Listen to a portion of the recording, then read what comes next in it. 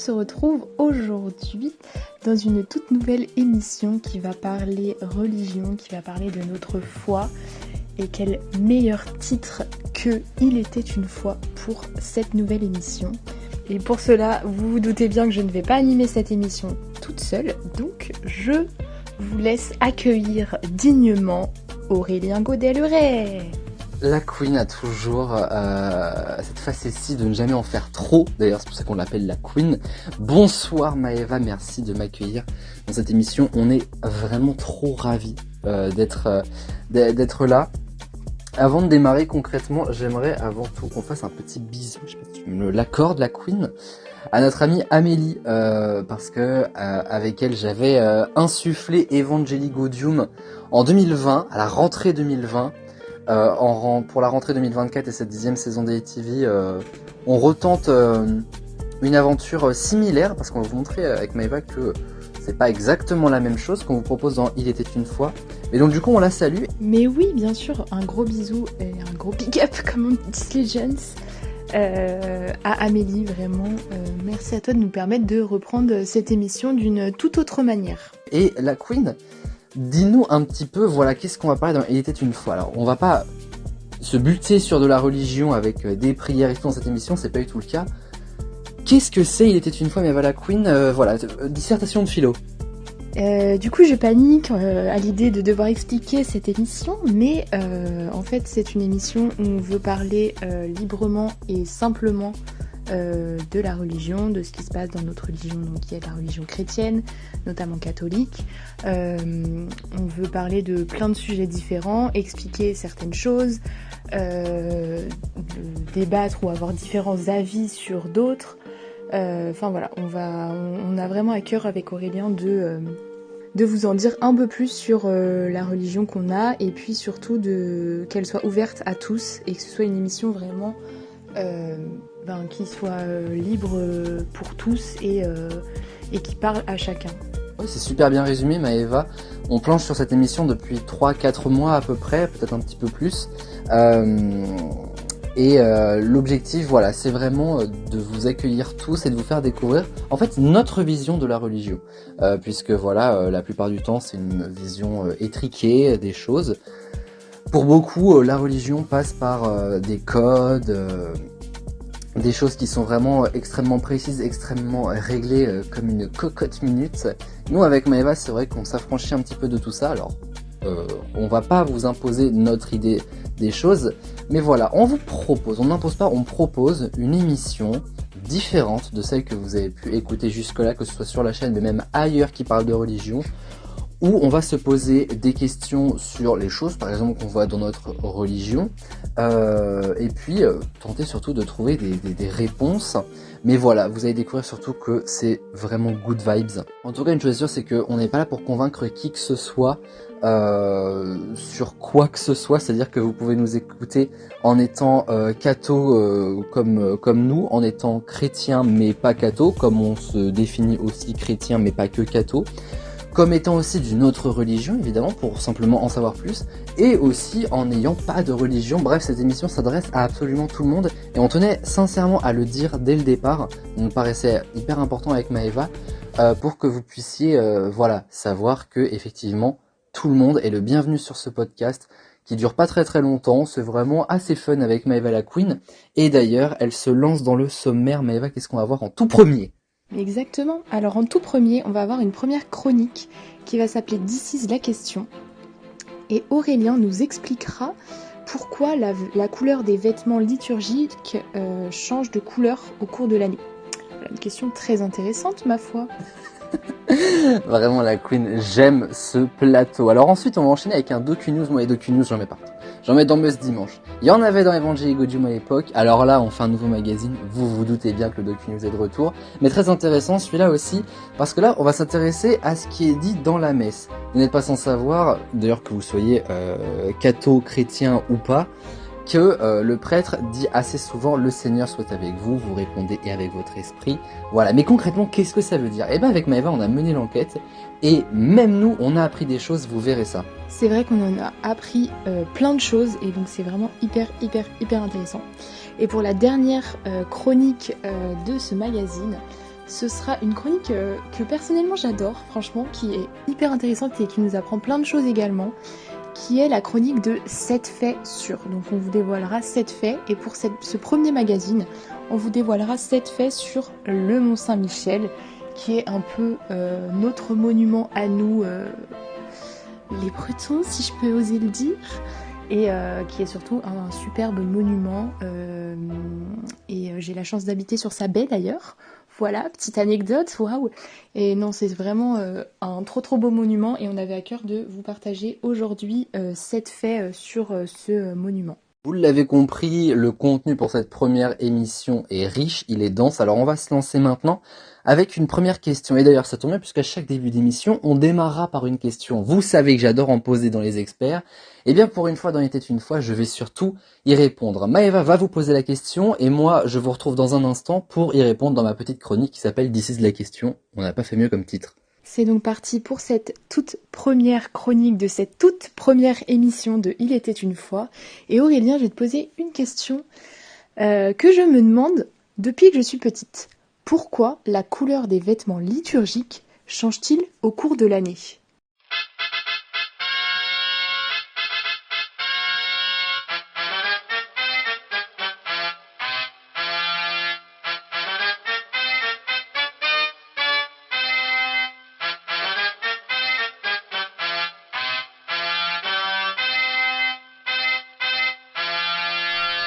Vous allez certainement vous dire que je ne me suis pas bien creusé la tête pour cette première question de la saison. Et bah ça tombe bien, parce que c'est tout le principe de cette chronique. Répondre à des petites questions. Et puis, c'est ma chaîne, je fais ce que je veux. Alors, réponse. Déjà, avant de s'intéresser à la palette de couleurs proposée sur les tenues des prêtres, répondons déjà à pourquoi. Alors, pourquoi quoi ? Pourquoi porter une couleur différente ? Pourquoi porter une couleur même d'ailleurs ? Bon, la réponse est assez simple et pleine de bon sens quand on y pense. Le prêtre, en bon chef de sa paroisse et de sa messe dominicale, arbore une couleur qui va définir le ton de la liturgie. Ça ne vous a pas échappé, mais au cours de l'année, ce n'est pas constamment la bamboche dans l'église. Il y a des moments de grande joie, en effet, comme à Noël, comme au baptême, mais il y a quand même des moments beaucoup moins chaleureux, comme à un enterrement ou au vendredi saint. En fait, tout cela dépend du moment de l'année où vous entrez dans votre paroisse. Si par exemple vous êtes levé sans regarder la date qu'il était, et bah rien qu'en regardant la couleur qu'arbore le prêtre, il peut vous donner une partie de la réponse grâce à la couleur de son habit.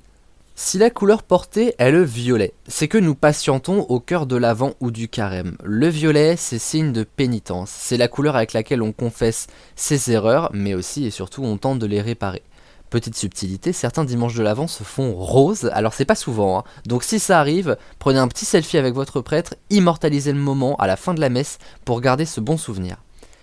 Si le prêtre est tout de blanc vêtu, alors là c'est carrément la fiesta, vous vous trouvez à coup sûr entre Noël et mi-janvier pour fêter la naissance de Jésus, ou entre Pâques et la Pentecôte pour fêter sa résurrection. Le blanc c'est la pureté, c'est l'éclat du Tout-Puissant, alors on se fait beau pour notre Dieu. Si d'aventure le vêtement est rouge, là vous pouvez carrément savoir la date précise à laquelle on est, car cette couleur est utilisée à des instants très précis tels que le dimanche des rameaux, le jour de la Pentecôte ou le vendredi saint, et à toutes les fêtes liées au Saint-Esprit et aux martyrs. C'est pas une couleur qu'on voit tous les jours, notamment parce qu'elle fait référence au feu et au sang, autant vous dire qu'on se sentait peut-être un petit peu mieux à Noël. Et le reste de l'année, ce n'est pas le bonhomme Cétélème, non, le prêtre est bien de couleur verte pour un temps ordinaire. J'en rigole, ça se loge entre le temps de Noël et le mercredi des cendres et ensuite entre la Pentecôte et le premier dimanche de l'Avent. Vous l'avez donc compris, c'est le temps le plus long de l'année liturgique puisqu'il dure 34 semaines. Donc c'est l'occasion de ne pas se le reposer sur ses lauriers. Temps ordinaire, oui, ça ne veut pas dire temps banal les amis, pensez-y. Petite subtilité, volume 2. Lorsque votre prêtre se présente avec des couleurs bleues, il y a de grandes chances que ce soit pour notre Vierge Marie et que cette messe lui soit consacrée, par exemple celle de la mi-août. Vous l'avez donc compris, à chaque couleur sa symbolique et son importance. Mais les gars, après si vous voulez vraiment connaître la date du jour, déverrouillez votre tel, regardez un calendrier. Je pense que ce sera un petit peu plus précis quand même. En tout cas, regardez bien d'un œil la couleur de l'écharpe de votre prêtre à la prochaine messe et pensez à tout ce que je viens de vous dire. Les amis, on part pour la grande enquête du jour, c'est le DocuNews. D'ailleurs, le contenu du DocuNews aurait vraiment pu être dans un This is la question, mais c'est tellement énorme. On a vraiment fait des vraies bonnes recherches avec Maëva. Et donc, on va répondre à une question, en tout cas se concentrer sur la salutation, le Seigneur soit avec vous et avec votre esprit. Je pense que dans la vie d'un prêtre, c'est peut-être ce qu'il dit le plus, et donc du coup, ça a forcément un sens, une symbolique, une signification. Alors avec Maëva, on va vous expliquer tout ça dès maintenant dans le Docu-News du jour. Si vous aussi vous êtes chrétien, plus particulièrement catholique, je mets ma main à couper que vous n'avez pas pu vous empêcher de compléter la salutation « Le Seigneur soit avec vous » par « et avec votre esprit ». Personne ne va vous en vouloir, et surtout pas Aurélien, puisque c'est le seul moment de la messe où il sait quoi répondre. Ah oui, d'accord, donc ça balance comme ça en fait. Exactement. Mais justement, c'est bien la preuve que cette locution fait partie intégrante de notre vie de chrétien. Mais concrètement, ça sort d'où ? Pourquoi les paroles de la messe contiennent-elles ces moments de communion avec la communauté ? Eh bien, on a mené l'enquête pour ce premier Docu-News d'Il était une fois et on a trouvé quelques éléments de réponse pour vous, les catholiques qui utilisez si souvent cette expression, et pour vous tous qui vous demandez tout simplement pourquoi. À quelques jours de la rentrée et de tous les profs qui vous demanderont d'ouvrir vos livres à la page 82 et des brouettes, moi je vais vous demander pareil. Alors, pas votre livre d'SVT, vous savez très bien duquel livre je veux parler pour trouver les premières traces de la salutation en question. C'est la Bible qui va nous aider, et ce, à plusieurs endroits du Nouveau et aussi de l'Ancien Testament. Premièrement, lors de l'Exode, Dieu descend discuter avec Moïse et lui donne l'importante mission de faire sortir son peuple d'Égypte, qui ne vit que dans la misère. Le projet est assez badass, et Moïse doute face à Dieu en lui disant qu'il n'est personne face à Pharaon, et c'est là où Dieu lui dit « Je suis avec toi ». Cette puissante phrase, si on la transforme à la troisième personne, devient donc « Le Seigneur est avec vous, le Seigneur soit avec vous ». Mais Moïse n'est pas le seul à qui Dieu est venu confier une tâche. Bien d'autres protagonistes vont devenir les serviteurs de Dieu de cette façon, mais particulièrement une autre personne, bien des années plus tard, sera dotée d'une mission d'une ampleur inégalée, et cette personne, je pense que vous la connaissez, elle s'appelle Marie. Rappelez-vous l'histoire. La jeune et vierge Marie de Nazareth vit sa petite vie tranquille et s'apprête à être bousculée en un instant, juste le temps que je vous lise le passage de l'Évangile selon saint Luc. Le 6e mois, l'ange Gabriel fut envoyé par Dieu dans une ville de Galilée appelée Nazareth, à une jeune fille vierge accordée en mariage à un homme de la maison de David, appelé Joseph. Et le nom de la jeune fille était Marie. L'ange entra chez elle et dit « Je te salue, comblée de grâce. Le Seigneur est avec toi. » À cette parole, elle fut toute bouleversée, et elle se demandait ce que pouvait signifier cette salutation. Notre-Dame comprendra un peu après la signification de cette salutation, mais nous, ce qu'on comprend pour notre histoire, c'est que la locution du Dieu avec nous existe depuis longtemps et est souvent répétée. Ce qu'on remarque, c'est que le Seigneur déboule souvent sans crier gare et possède cette phrase qui permet immédiatement de rassurer son interlocuteur. Et ça tombe bien, c'est aussi ce qu'on pense. Dans un moment maladroit, triste, pas cool, on a nous aussi à cœur de savoir que Dieu est avec nous. À l'église, bien sûr, mais d'une manière générale un peu partout. Dans la voiture, aux courses, à la fac, pendant un enregistrement d'une émission sur ATV, enfin bref, il est là. Alors maintenant qu'on a résolu la question du Seigneur soit avec vous, c'est super, mais on n'a fait que 50% du travail et de la question. Car il y a une réponse derrière, le fameux « et avec votre esprit ». Et pour découvrir le pourquoi du comment, je vous amène à nouveau dans la Bible. Lettre de Saint Paul apôtre aux Galates, chapitre 6, verset 18, ouvrez les guillemets, « Frères, que la grâce de notre Seigneur Jésus-Christ soit avec votre esprit. Amen. » Je ne peux pas faire plus clair. Va peut-être falloir en dire un peu plus, non ? Je sais qu'on n'est pas payé bien cher, mais on pourrait bosser un peu plus que ça. Ça va, je plaisantais. Le Dominus vobiscum, à mes souhaits, comme on l'appelle en latin, existe toujours aujourd'hui, plus que jamais, je dirais même. Parce que dans une messe, on va dire originale, vous l'entendrez au moins 4 fois. La première, c'est au début de la messe, après le chant d'accueil, pour accueillir tout le monde. La seconde, c'est juste avant l'énoncé de l'évangile, moment crucial puisque cette phrase sort justement de la Bible, on vous en a parlé, là où Dieu fut présent pour bon nombre de personnalités, comme on l'a dit. Juste avant l'Eucharistie, la salutation est donnée une 3e fois à l'Assemblée. Et là, ça tombe bien, puisque le corps du Christ va être présenté. Il en va de soi de lui rendre hommage. Et avant d'aller manger le poulet du dimanche, le Seigneur est aussi avec nous pour clôturer la célébration dans le chant d'envoi et pour qu'on l'amène avec nous dans nos cœurs, dans notre esprit, pour notre dimanche et pour notre semaine. Vous l'avez donc compris, 4 fois dans la messe, ce sont 4 moments d'échange entre le prêtre et la foule. On a démarré cette chronique en disant qu'on le disait d'une manière un peu automatique, et c'est pas faux. Il est donc de bon ton de rappeler le caractère super important de ce moment. Répondre au prêtre, c'est avant tout ne pas lui foutre un gros vent, on est d'accord. Mais surtout, c'est aussi lui rendre hommage, pour son travail et son dévouement auprès de Dieu.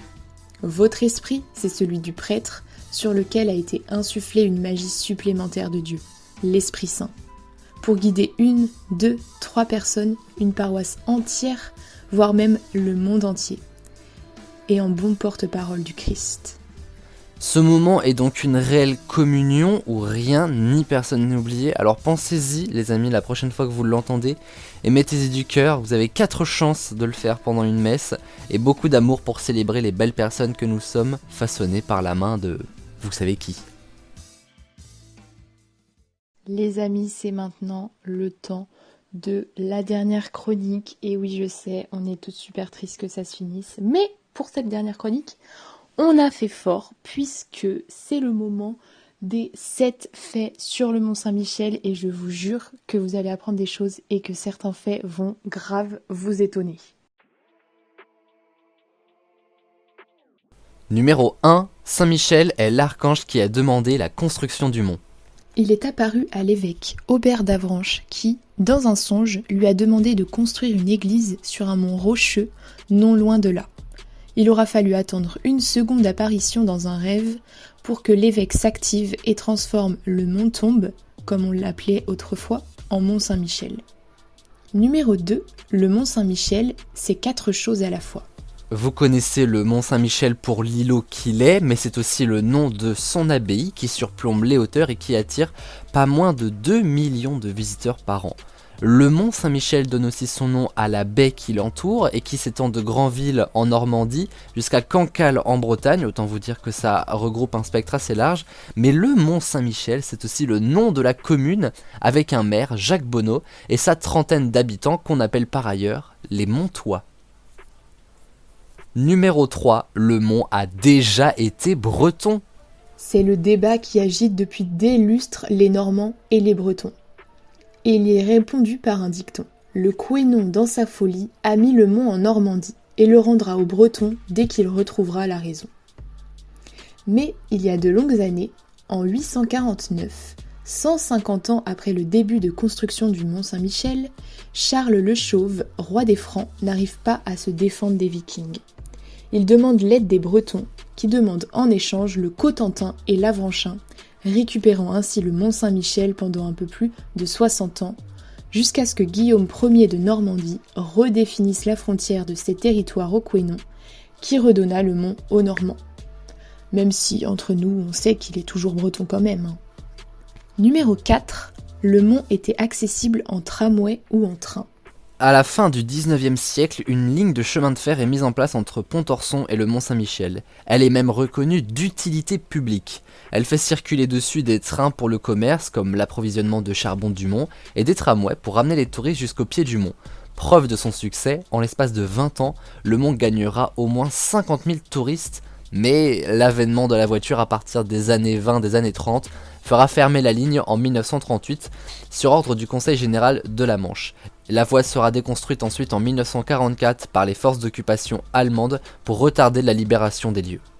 Numéro 5, le mont a servi de prison. C'est assez choquant quand on y pense et pourtant ça a presque sauvé le lieu. Un peu avant la Révolution française, il y a un vrai désintérêt pour le mont et pour la religion qui prend une forme un peu plus laxiste avec la libération de certaines mœurs. Du coup, le côté sacré, bof à l'époque.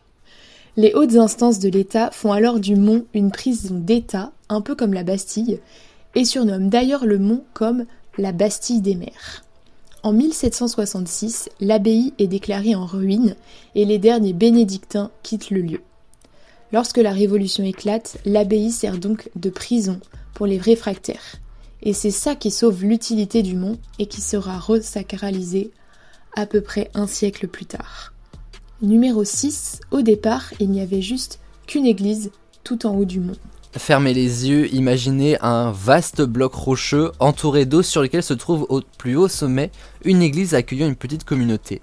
Eh bien, il y a un peu plus de 1000 ans, c'était ça le Mont Saint-Michel. Rome ne s'est pas faite en un jour, et bien le mont non plus.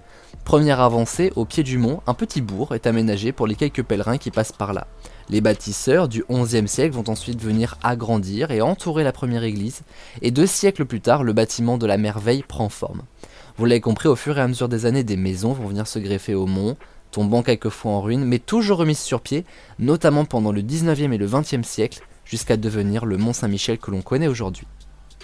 Numéro 7, l'édifice a inspiré 2 très grands films. Et ce sont 2 films très connus.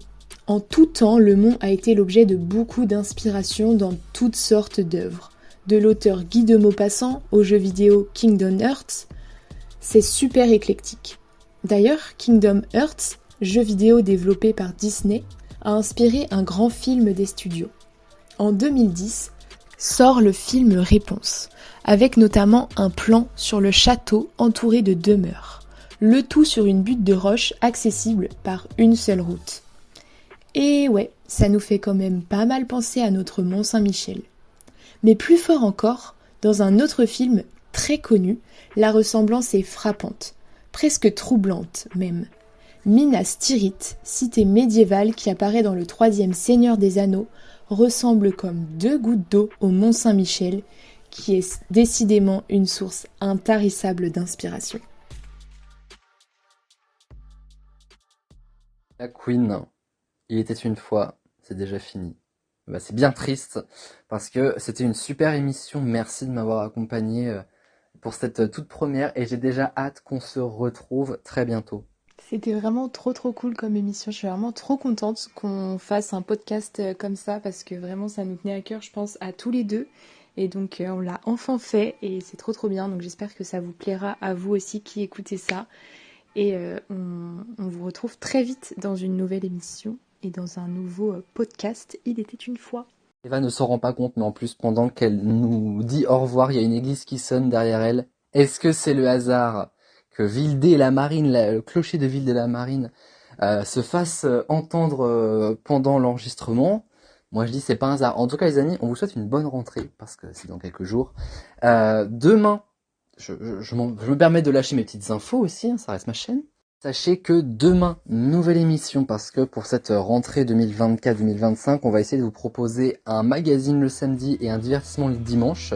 La logique voudrait que ce soit plutôt l'inverse, mais vous le savez, on fait rien comme les autres ici sur cette chaîne.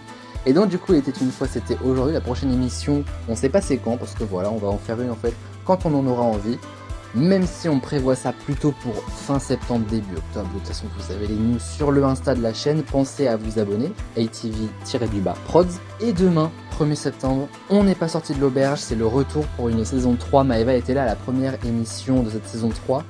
On a enregistré pendant les 50 experts qui arriveront en septembre. Bref, vraiment, c'est la rentrée la plus chouette qu'on ait jamais fait sur la chaîne. Et je suis vraiment très heureux de la faire avec vous tous. Avec Maëva de la Queen aussi, que je salue et que je remercie une nouvelle fois. Passe une bonne rentrée Maëva la Queen.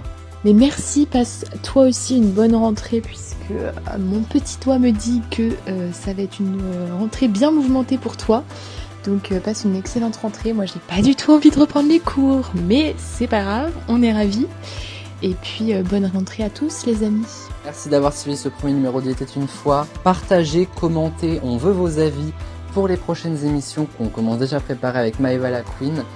D'ici à la prochaine, prenez bien soin de vous les amis. Et moi je vous attends demain à l'auberge 11h30. J'ouvrirai les portes du restaurant. Bisous à tous.